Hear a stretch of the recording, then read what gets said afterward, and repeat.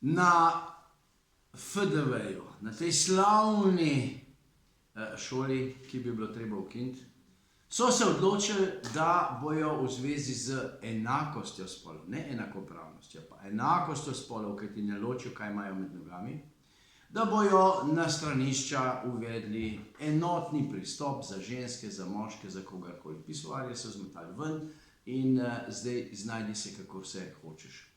V zvezi s tem je pa Slovenska nacionalna stranka vložila predlog in sicer gospodu Jerneju Pikalu na Ministrstvu za šolstvo, da ni fair, da se moški in ženske tekmujejo v istih disciplinah vsak posebej, glede na spol. To je nedopustno. Vprašajte filozofsko fakulteto, vprašajte FDV, tam pravijo, vsi smo enaki.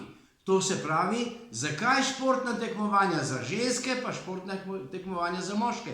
Dajmo vse skupaj, pa naj tekmujejo skupaj, pa naj se potem na koncu odloči, kdo je katerega spola. Take kretenizme se grejo tukaj v naši Sloveniji.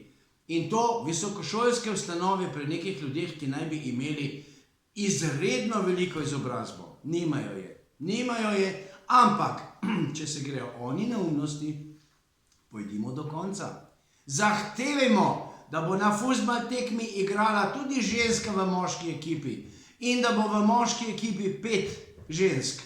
Da bojo v boksu tekmovale z Tysonom tudi ženske, pa ne se tepejo z njim, saj so enakopravne in enake, kakor pravijo na filozofski fakulteti in na FDV-ju. Osli, ampak oslom je treba pokazati ogledalo.